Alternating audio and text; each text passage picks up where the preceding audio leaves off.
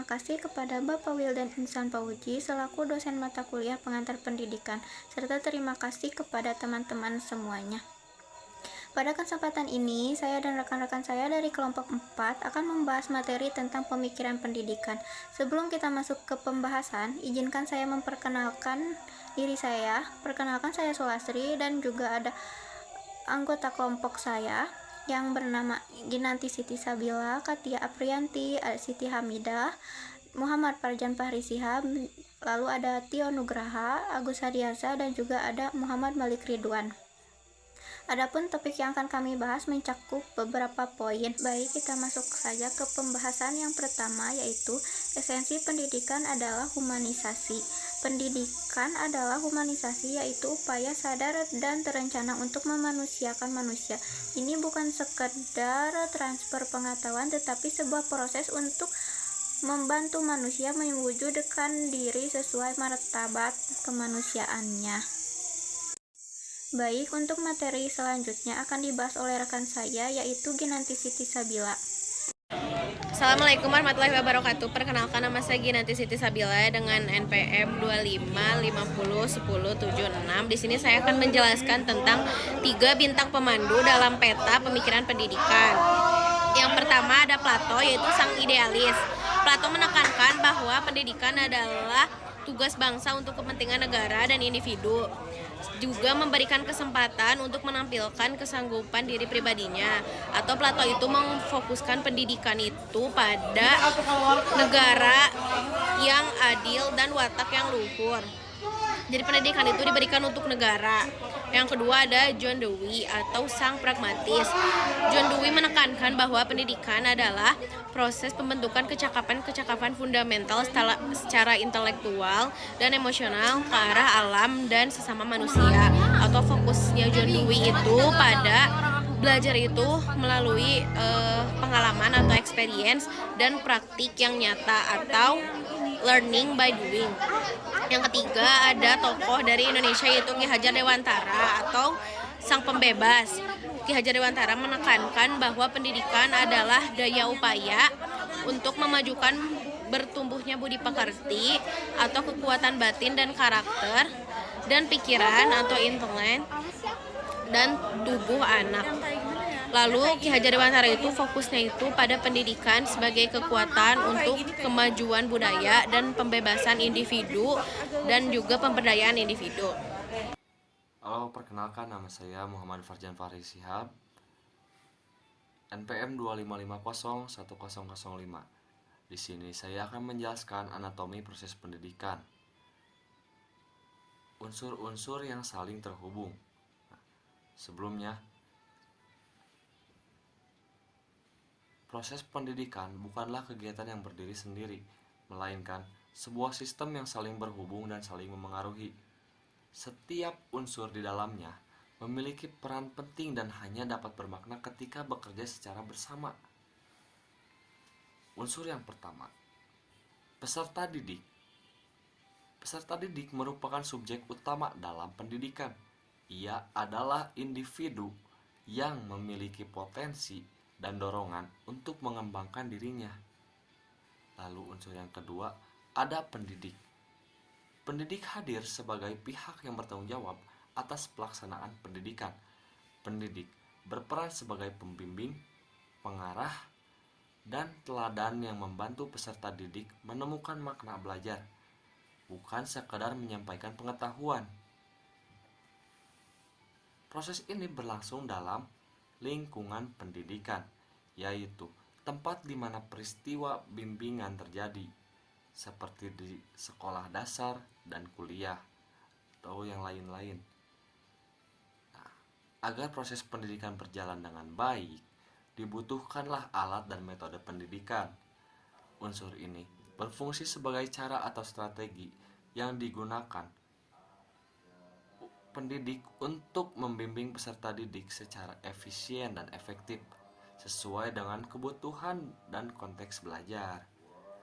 Selanjutnya, ada materi pendidikan. Materi pendidikan berperan sebagai sarana pencapaian tujuan.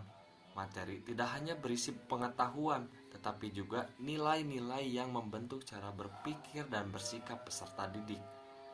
Semua unsur tersebut diikat oleh interaksi edukatif, yaitu komunikasi timbal balik antara pendidik dan peserta didik yang terarah pada tujuan.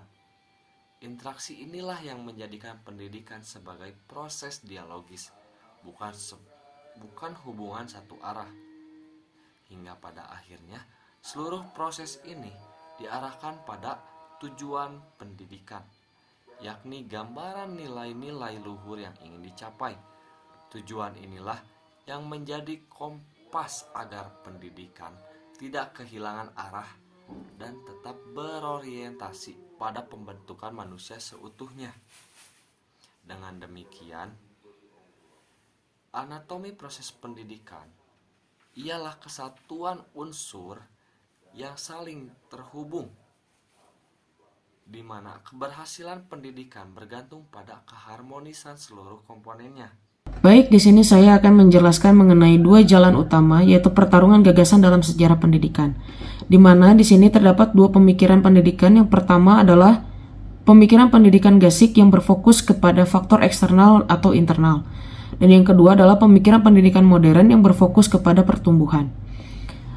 Di dalam pemikiran pendidikan Gasik, itu ada dua aliran, yaitu empirisme, di mana anak lahir bagikan tabula rasa atau kertas putih, dan perkembangan anak ditentukan oleh lingkungan dan juga pengalamannya. Yang kedua adalah nativisme, yaitu perkembangan ditentukan oleh pembawaan sejak lahir dan lingkungan kurang berpengaruh. Sedangkan di pemikiran pendidikan modern yang berfokus kepada pertumbuhan, terdapat dua aliran. Yang pertama adalah progresivisme, yaitu pendidikan berpusat pada anak, mengembangkan bakat dan minat sepenuhnya. Lalu yang kedua adalah esensialisme, yaitu pendidikan bertujuan menyampaikan warisan budaya dan sejarah melalui inti pengetahuan esensial untuk mencapai standar akademik yang tinggi.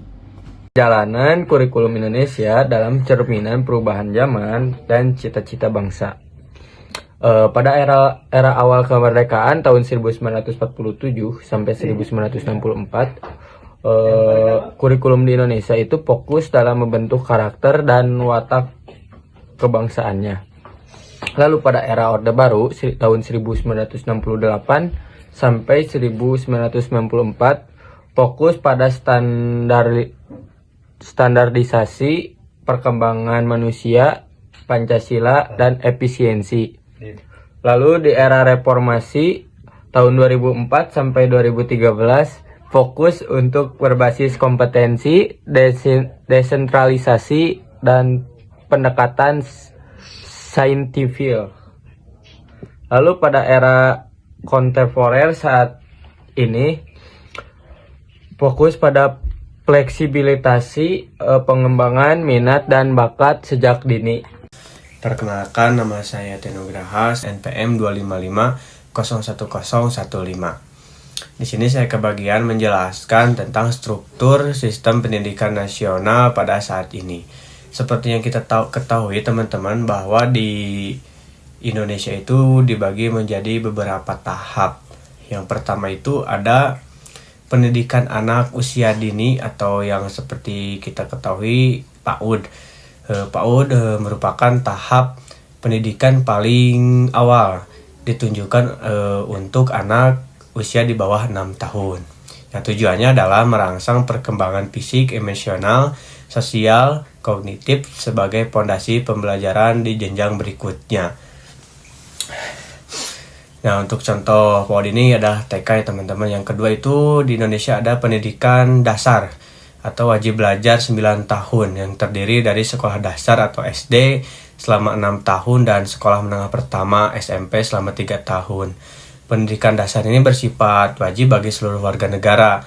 Fokus jenjang ini adalah memberikan kemampuan dasar seperti membaca, menulis, berhitung, ilmu pengetahuan umum, serta pembentukan karakter. Yang ketiga yaitu pendidikan menengah. Nah, pendidikan menengah terbagi menjadi dua di Indonesia itu. Yang pertama itu ada SMA dan yang kedua itu ada SMK. Nah, Kalau SMA ini lebih menekankan pada pemahaman ilmu pengetahuan akademik seperti IPA dan IPS. Nah, SMA ini cocok bagi siswa yang ingin melanjutkan pendidikan ke universitas. Nah, yang kedua itu ada SMK atau sekolah menengah kejuruan. SMK ini fokus pada keterampilan praktis dan keahlian tertentu seperti teknik, tata boga, perkantoran, atau multimedia. Nah, jadi biasanya lulusan SMK ini dapat langsung bekerja, tapi bisa juga melanjutkan ke universitas atau kuliah. Yang selanjutnya itu pendidikan tinggi, seperti apa yang kita ketahui, seperti universitas. Ya. Biasanya program yang disediakan meliputi diploma dari D1 sampai D4, sarjana atau S1, magister, S2, doktor, S3. Ya, jadi fokusnya dari universitas ini adalah untuk pengembangan ilmu pengetahuan, keterampilan profesional, dan penelitian. Jadi seperti yang kita ketahui, jika dilihat secara berurutan, struktur pendidikan Indonesia berjalan dari PAUD ke SD, terus ke SMP, ke SMA, dan ke perguruan tinggi. Setiap jenjang ini memiliki tujuan yang saling melengkapi untuk menghasilkan peserta didik yang berkarakter, memiliki kompetensi dasar, dan mampu bersaing di dunia kerja maupun di perguruan tinggi. Nah, jadi struktur pendidikan nasional dirancang untuk memberikan kesempatan belajar yang berkesinambungan sejak usia dini hingga perguruan tinggi. Sistem ini juga memberi fleksibilitas khususnya pada jenjang menengah agar siswa dapat memilih jalur akademik atau SMA atau jalur kejuruan sesuai minat dan bakat siswa. Oke, di sini saya akan membahas tantangan di depan mata 4 isu krisis pendidikan di Indonesia. Yang ke-1 itu ada akibat aksesibilitas dan kesetaraan, kesenjangan. Akses akibat keterbatasan infrastruktur dan biaya pendidikan terutama di daerah terpencil. Yang kedua itu teknologi pendidikan, kesenjangan digital dan akses internet dan listrik yang menghambat pembelajaran daring. Terus yang ketiga itu ada kualitas pendidikan, kesenjangan kualitas antara perkotaan dan pedesaan serta kebutuhan peningkatan profesional guru. Yang ketiga, yang keempat ada pendidikan inklusif, kebutuhan fasilitas dan dukungan yang memadai bagi siswa berkebutuhan khusus agar dapat diterima dan belajar dengan baik. Di era disrupsi, pengetahuan saja tidak cukup, tetapi harus memiliki pengetahuan, keterampilan, nilai, dan karakter. Kualitas sumber daya manusia atau SDM, masa depan tidak hanya bertumpu pada kecerdasan intelektual, tetapi pada fondasi nilai dan karakter yang kokoh. Integritas, etika, disiplin, dan empati adalah fondasi yang memungkinkan pengetahuan dan keterampilan digunakan untuk kemajuan yang positif dan berkelanjutan. Selanjutnya ada membedah anatomi karakter. Ini memiliki 3 komponen yang tak terpisahkan. Yang pertama ada moral feeling atau perasaan moral, yang dimana memiliki hati nurani dan empati, merasa bangga saat berbuat baik, mampu mengendalikan diri dan memiliki kerendahan hati. Yang kedua ada moral knowing atau pengetahuan moral, yang dimana memahami nilai-nilai moral, kejujuran, tanggung jawab, mampu melihat dari perspektif orang lain, dan mampu menganalisis dilema moral. Dan yang ketiga ada moral behavior atau perilaku moral, yang dimana tindakan nyata yang sesuai dengan konsisten, membentuk kebiasaan baik, memiliki keberanian moral, dan konsisten. Saya akan membahas peran pendidikan sebagai arsitek karakter, supervisi dari infeksi dan inspirasi. Yang dulu infeksi kegiatan atas untuk memeriksa dan mencari kesalahan, counseling, judging. Kalau sekarang inspirasi, bantuan dan bimbingan kolaboratif untuk meningkatkan kemampuan profesional guru membentuk karakter siswa. Terus ada lagi evaluasi dari penghakiman menjadi pertumbuhan. Kalau dulu penghakiman menentukan hasil akhir evaluasi sumatif secara sepihak. Kalau sekarang pertumbuhan menggunakan asesmen, evaluasi, formatif, dan diagnostik untuk menekankan kelemahan siswa dan memperbaiki proses belajar demi perkembangan karakter mereka. Misi kita bersama, kembali ke esensi humanisasi. Perjalanan dari Plato hingga kurikulum Merdeka mengajarkan satu hal.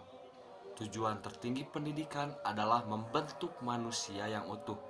Sebagai calon pendidik, tugas kita bukan hanya mencerdaskan pikiran, tetapi juga memanusiakan manusia, menciptakan individu yang tidak hanya pintar, tetapi juga berkarakter, beretika, dan berkontribusi bagi peradaban. Inilah warisan yang akan kita bangun bersama-sama. Oke, kita akhiri sesi presentasi ini. Terima kasih kepada pemateri dan tentunya kepada Bapak dosen yang telah mendampingi. Semoga materi yang disampaikan hari ini bermanfaat. Wassalamualaikum warahmatullahi wabarakatuh.